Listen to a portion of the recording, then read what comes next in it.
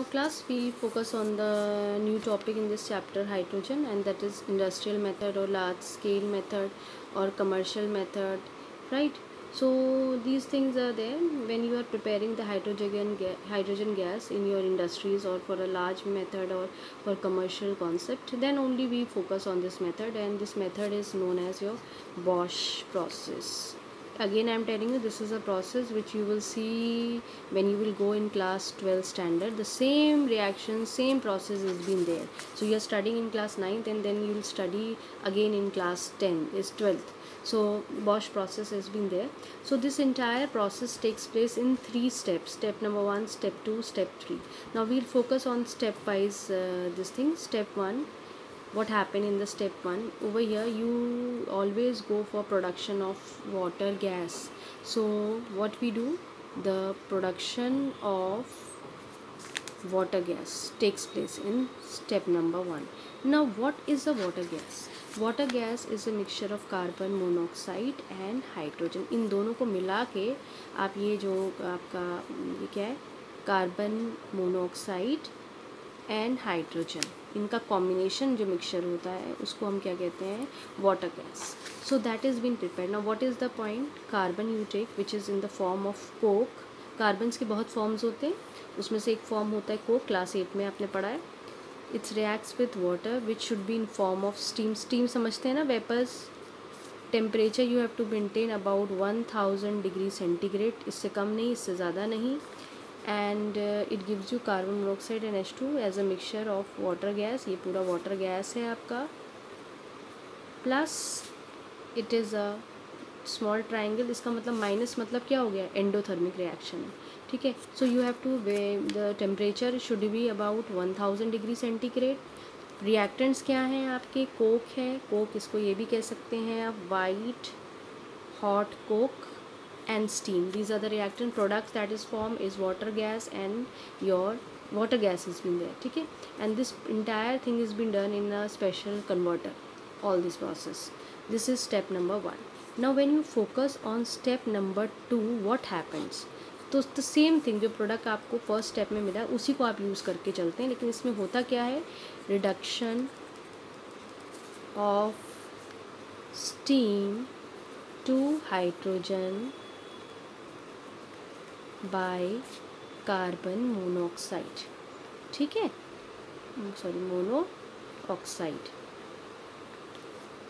So you are using, जैसे आपने water gas लिया, वाटर गैस में आप किसके साथ रिडक्शन कराते हैं, वाटर का, जो कि किस फॉर्म में है, स्टीम में. तो बेसिकली इसमें आपको टेम्परेचर करीबन 450 डिग्री सेंटीग्रेड यूज़ करना पड़ता है. You have to use a catalyst that is Fe2O3. You have to, ये कैटलिस्ट है, और साथ में एक प्रमोटर भी रखना पड़ता है, क्रोमियम ऑक्साइड. ठीक है. ये क्या है, किसकी तरह एक्ट कर रहा है, प्रमोटर. और ये किसकी तरह एक्ट कर रहा है, कैटलिस्ट की तरह काम कर रहा है. Then it give you carbon dioxide plus hydrogen gas plus heat. Now please focus on thing, there are many things over here. Temperature required है आपको यहाँ पर how much, 450 degree centigrade.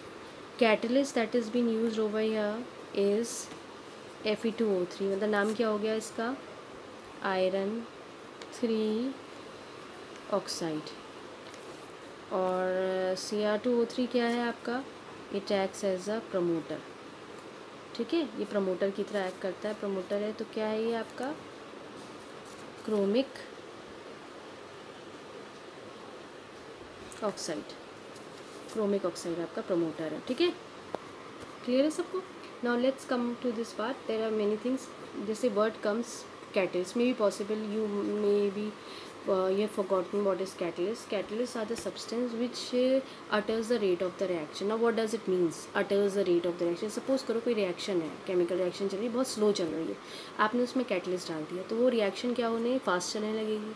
अब इसका मतलब क्या हुआ, जैसे सपोज करो कोई रिएक्शन है, अब सपोज करो आज आपने रिएक्शन करा, वो रिएक्शन का रिजल्ट तुम्हें 10 साल बाद मिलेगा. After 10 years you'll get the result. You cannot wait for 10 years. So what you will add, you will add a catalyst. तो वो रिएक्शन को स्पीड बढ़ा देगी. हो सकता है 5 minutes में आ जाए, हो सकता है 10 minutes में रिजल्ट आ जाए.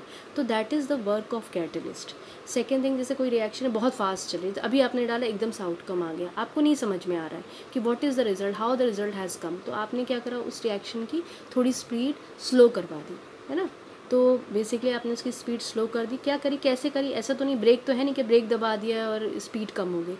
It's you are adding the chemical substances which is working as a catalyst, that is catalyst. Now next point comes your about your after catalyst it's comes your this thing promoters. एक word आता है promoter, ठीक है. Your syllabus is change a lot in your books, so we have to sometimes go through the book also, क्योंकि many things are been deducted. Syllabus is reducing, is been reduce this year, so many things are deduct, so we have to focus on that part also. तो promoters क्या होते हैं, जैसे अभी catalyst है, ये है स्लीपिंग ब्यूटी. अब सपोज करो ये वर्क नहीं कर रहे हैं, तो प्रमोटर क्या करेगा, ये इसको कहेगा नहीं अब आपको काम करना है, ठीक है, यू हैव टू वर्क. तो एक उसको इनिशिएटर की ज़रूरत होती है जो उसको कहे चलो चलो अब तुम्हें काम करने से. आप लोग भी स्टडीज़ नहीं करते हैं तो टीचर्स आपको डांटती हैं, तब आप जाके काम करते हैं ना. तो दीज थिंग्स आर देयर. तो प्रमोटर्स आर लाइक दैट. तो over here the promoter that is being used is chromic oxide. And catalyst जो यूज़ करा हमने वो क्या यूज़ करा, iron 3 oxide we are using. Are you getting my point. Now children see the last step, that is step 3. अब इसमें हम step 3 में क्या होता है भाई, हाइड्रोजन तो आपको पीछे ही स्टेप में मिल गई और रिएक्शन एक्सोथर्मिक भी है क्योंकि प्लस ट्रायंगल था. सो अब भाई जब वो हाइड्रोजन गैस है, इतनी सारी इसमें गैसेस हैं. देखो आपने अगर रिएक्शन देखे तो पहले स्टेप में कार्बन मोनोऑक्साइड वाटर, ये दोनों गैसेस थी. सेकंड स्टेप में CO2 गैस थी और हाइड्रोजन गैस. तो इतनी सारी गैसेस हैं आपके, और आपको मेन क्या चाहिए, हाइड्रोजन गैस. अब भाई ड्यूरिंग रिएक्शन चल रहा है तो हो सकता है उसमें कार्बन डाइऑक्साइड भी आपके हाइड्रोजन के साथ आ गई है और कार्बन मोनोऑक्साइड भी आ गई. तो आप नहीं चाहेंगे कि इन दोनों को हटाएं और सिर्फ आपको हाइड्रोजन गैस मिले. तो what you are doing in the third step, you are removing these gases. Means ये I am just giving you an idea, but the third step says the separation of carbon dioxide and unreacted carbon monoxide. ठीक है, तब आप हो. तो आप भाई 10 बार है कार्बन डाइऑक्साइड को रिमूव करना है तो आपको क्या ले लेना है, आपको कास्टिक, पीछे ही बताया है, कास्टिक पोटाश के सोल्यूशन रखिए, मतलब KOH का सोल्यूशन रखिए, उसमें पास करा दीजिए. CO2 गैस जो है, इसका खासियत होती है KOH सोल्यूशन जो होता है वो CO2 गैस को एब्जॉर्ब कर लेता है और पोटेशियम कार्बोनेट बना लेता है और वाटर.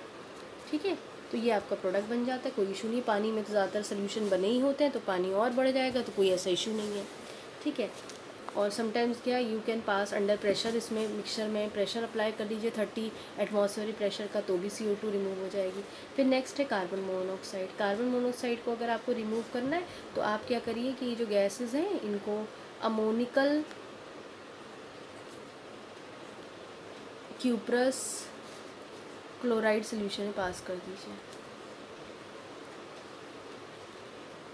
ठीक है, तो CuCl plus carbon monoxide plus water.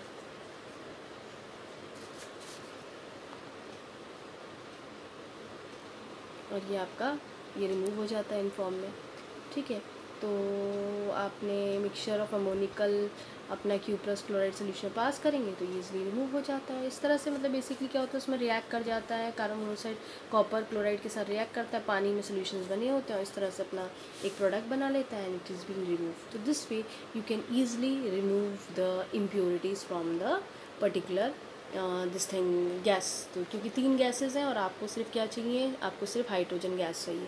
तो कार्बन डाइऑक्साइड को भी आपने देखा आप कैसे रिमूव कर सकते हैं, आपने देख लिया कि आप कैसे अपना कार्बन मोनोऑक्साइड को रिमूव कर सकते हैं. तो this way now we have cover up with the all the reactions parts. Now we have to go, maximum topics are being deducted from your course. Now no test है, तुम्हारी book में तुम देखोगे chemical reactions हैं, test हैं, uses हैं. This is not there in our course. So जो हमारे कोर्स में we are focusing on that videos only. Now next point arises about oxidation and reduction is been there. Let's focus on it.